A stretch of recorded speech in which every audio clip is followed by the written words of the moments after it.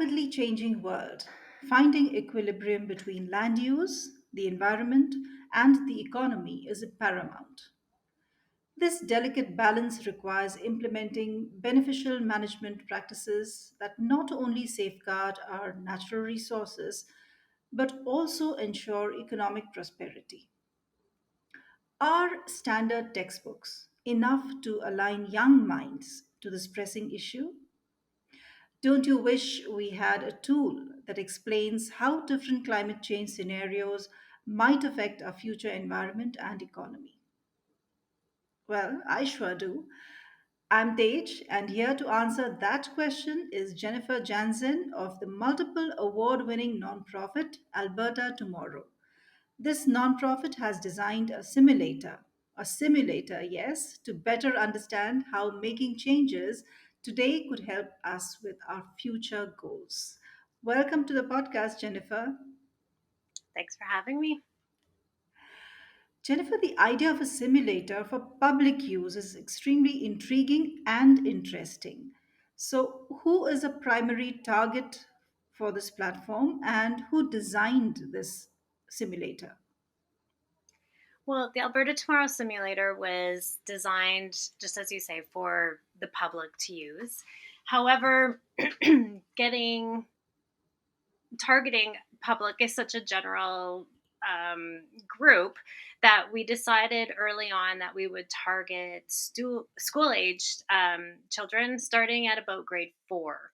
So we go into the schools, we use the simulator with children from grades 4 all the way up to grade 12. And then post secondary also uses the simulator. So, for example, yesterday I was just teaching a class at a college, the college level.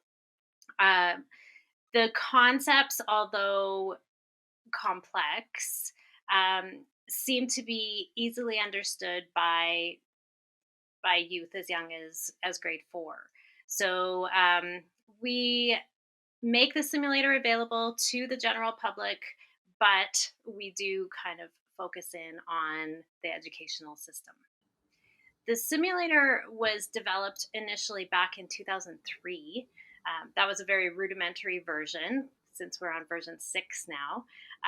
But it was developed by two men who work in the field of land use planning. So Dr. Brad Stelfox Mhm. and Matthew Carlson.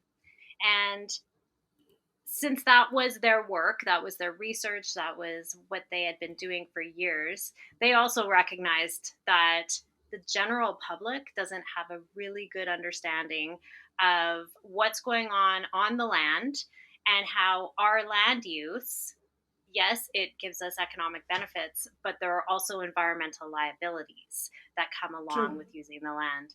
And so they recognize that understanding in the general everyday Albertan wasn't really there, and that the way to get an understanding would be to develop an educational tool.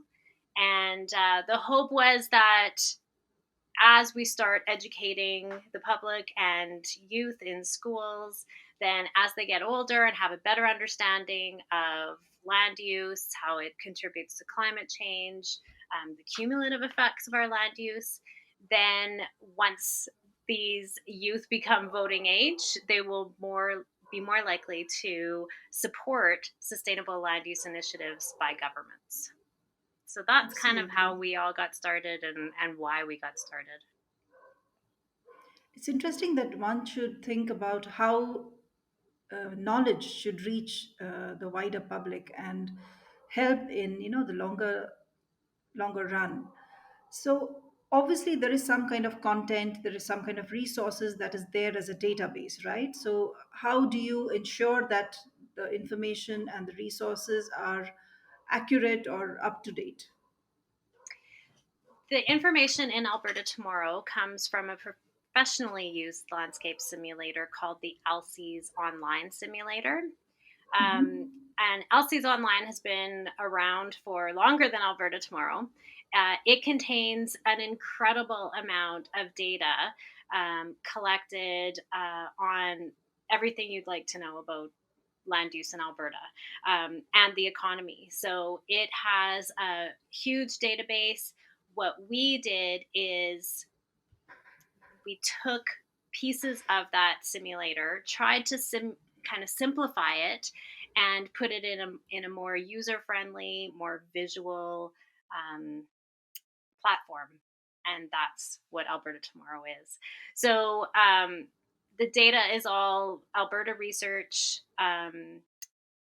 The data is all up to date through the LC simulator whenever we do updates. And yeah, although it's a simulator, I mean, nothing is made up. It's all based on the facts, based on the data of what is happening on the landscape, how that contributes to economic prosperity, but also how it affects the environment. Yeah, it sounds very exciting. So I would be very excited if a simulator came to my institute and, said, "Okay, I'm going to show you this is how things are and this is how things could be." So, what is the reaction that you get from students when you are arriving there? I think the most impact is the historical simulation. Students can Mm-hmm. time travel back to 1910 and they can actually Ah, see what the landscape looked like in 1910. And sometimes the simulator is a bit hard to describe when you're not actually seeing it, but we have map mm-hmm. overlays that show landscape types or land uses. And then we have a set of 6 environmental indicators and 6 social economic indicators. And when you press play on the simulator, the map overlay Mm-hmm. changes, and then those dials change in real time as the map overlay changes. So what students find when they're viewing the simulation is from 1910 to 2020, the landscape here in Alberta has changed greatly. So basically, we go from 1910 being before the landscape was really changed on a large scale. No oil and Mm-hmm. gas development, no forestry taking place, no large scale agriculture. So, what they see on the map is kind of our natural regions. So, boreal forests, natural grasslands, Rocky Mountains, the parkland. And then they press play and they can see the settlements starting. They can see cities and towns getting larger. They can see Mm-hmm. native grassland being converted into agricultural land. And then as that happens, the environmental dials will start to change. So we'll start to lose natural landscapes and we'll lose grizzly habitat, and greenhouse gas emissions start to go up. But at the same time, you can see our population rising and you can see oil and gas development starting, and timber production and agriculture. So GDP, which is usually the measure that we use as a guide for how we're doing as a society, Right. GDP starts to go up. And so students are shocked, I think, at how much the landscape has changed. They're shocked at how much the environment has been changed in terms of the indicators. Mm-hmm. And they really get an understanding of, yes, our economic indicators are going up, and that's good because people have money and people have jobs, and we can, True. have pretty good lives. But Yeah. the realization of, oh, that's kind of at the expense of the environment. So they start to get the idea of trade-offs, really. Right.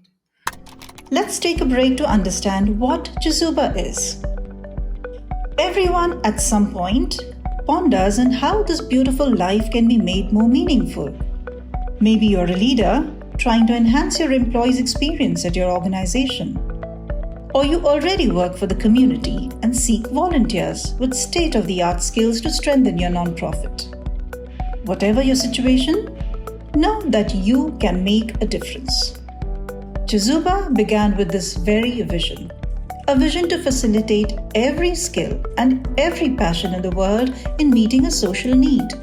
Corporate volunteering has several benefits for both businesses and organizations. In parallel, Experienced and enthusiastic volunteers join NGO workers, enabling them to serve the community more effectively.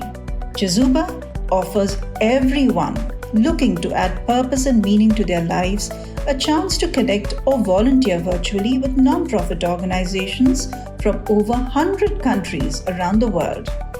Visit www.chizuba.net and explore opportunities to find meaning. Chizuba, your platform to do good. And now, back with our guest. And how long does this last? As in, does the teacher or the instructor in the classroom or the institute that you're, you know, providing this service, how long does this session last? 1 hour, 2 hours, or because there must be a lot of questions. I'm sure. Yeah, it really depends on the age.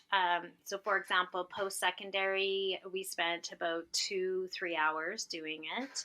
A Mm-hmm. grade 4 class, what I find is it really depends on the teacher.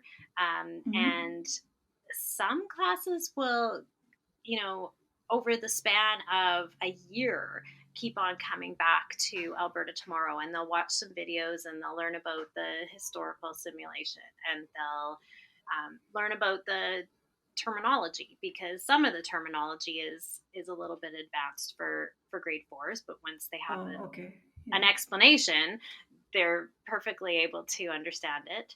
Um, the simulator is it's free, it's online, it's meant to be self-guided.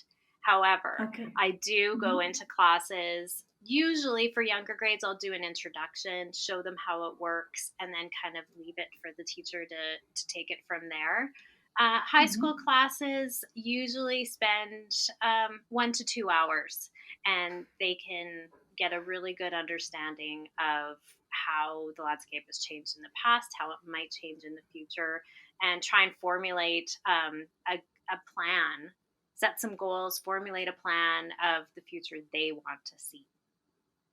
Yeah, I mean, I can understand if they have more and more questions and more things to explore. So I understand that you have subject integration, like you would have geography, you would have environmental sciences, biology. So do you also have collaborative projects or initiatives within the community with the simulator? So we work together with other nonprofits in our area. We have collaborated with organizations that do water quality testing. Um, Nice. we have collaborated with other nonprofits who do tours to places like the oil sands or to solar Hmm. farms. Um, so, yeah, we collaborate with others. We do not exist to replace another organization's programs. We exist Hmm. to enhance other organizations' programs, because no one else has a simulator like ours that can actually show students what's taking place on the landscape. And it's a very different view when you're looking at the satellite imagery and seeing the large scale, the big picture, compared Hmm. to being out on the landscape and just kind of seeing what's directly there. Right, right. And you develop educational programs also, to go beyond the platform to further the mission. Yes, exactly. And we have lesson plans for teachers that they can just pick up and use in the classroom on their own, all linked to the Alberta curriculum or program of studies. Hmm. Um, and then, like I say, we've collaborated with other organizations to create 360 tours of, say, the Bow River watershed. Once again, with lesson plans attached to the 360 videos. Um, so yeah, our main concern is that users see the big picture. So you can always just learn about water in class, or you can learn about the forestry industry. But what Hmm. we're trying to get across is what's happening to the water as a result of what's happening on the landscape, And there are many things that are happening on the landscape. And so we do need to look at the cumulative effects of all of those things. That's amazing, actually. And do you also gather feedback from users after they've gathered information? And do you try to improve the platform and its offerings, or is that a different aspect altogether? No, we're constantly trying to improve it, and make additions to it. So, for example, the climate change modules were just added about 2 years ago. We are Hmm. currently adding an Indigenous Voices module, so students can use kind of the two-eyed seeing model. They can look at the Western science view of land Hmm. use planning, and they can look at an Indigenous perspective and do the land use planning with the Indigenous perspective. So that we're just in consultation with elders right now and doing some of the programming, and that should be on the platform in the next, I'd say, 6 months. Right. Well, good luck with that. And Thanks. my question to you would be, so obviously there are some policies that are related to environmental sustainability. So you do have a say in that as well, and you do mobilize youth to have a voice in shaping these policies. Right. Yeah. Um, as I mentioned before, we want these youth to have the necessary knowledge. So when they get to their voting age and they decide to choose careers, that they'll choose Hmm. careers in land use planning or the environmental field to further sustainable initiatives within the province. Um, and I should also mention that we are Alberta Tomorrow. We also have developed British Columbia Tomorrow, or BC Tomorrow, for our neighboring province. And we are planning to expand across Canada to Canada Tomorrow, because each province has That's lovely. individual issues. And so we will customize the simulator for each of those provinces. Wow, that's really amazing. That's wonderful. A lot of work there, I believe, Mhm. reaching out to a wider aspect. Let's talk about the funding aspect, Jennifer. How do you get the funds, and are you falling short of funds? So, of course, finding funds is always a struggle. And our ability to expand is dependent on funds. So, we often get the question, questions or suggestions. You should include this. You should, start looking at this. And my answer is always yes. And we can if we have the funds. So, our funding is mostly grant based. We have a few funders that are multi multi year funders, which is Mhm. amazing and so helpful. But we have in the past received some government grants. We haven't for a number of years. I would say some of our biggest funders would be the Calgary Foundation and Alberta Eco Trust Mhm. Foundation. RBC Tech for Nature has started to give us funding, of course, because they realize we are tech for nature, exactly what their grant is called. Um, we have a number of smaller private foundations that fund us. In the past, we have had oil and gas companies, forestry companies. Um, so yeah, it's a constant struggle to find the funds to not only keep our current simulator running, because of course there are server costs and updates and that kind of thing, but also to make improvements and additions to the simulator. Well, a Technology big is shout always out. Yes. sorry. Sorry. Technology is always changing, and students' expectations are always changing, and the data and our knowledge changes too. So we do need to keep those three things updated. Absolutely. Absolutely. So, yeah, I mean, that's tremendous work and fantastic response. So, a big shout out to all the people who are funding you. It is an amazing initiative to allow young minds to you know, understand what is happening in real time. I think this will be more impactful than a lecture in a classroom or a PowerPoint presentation, isn't it? Yeah. Yeah. And what we do sometimes find is in the younger grades, especially, and I've had teachers tell me this numerous times, the students that are not necessarily always engaged, when I come into the Hmm. classroom and show them the simulator, they They're are all hooked. eyes and ears. Yeah. Yeah. And I can understand. we've incorporated things like challenges and a point system, and for for the younger grades, that makes a big difference too. So they're competing with each other to try and get as many points as possible. And the more you use the simulator, and the more sustainable plans you develop, the more simulations you run, the more points you get. Absolutely.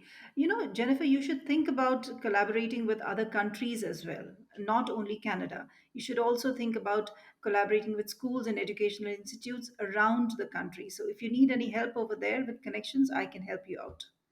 Oh, well, that'd be great. I know we have had discussions in the past with some people in India, some people in Alaska, also in Australia. And what it comes down to, once again, is money. I If know. organizations have the funds, we can create a simulator for you.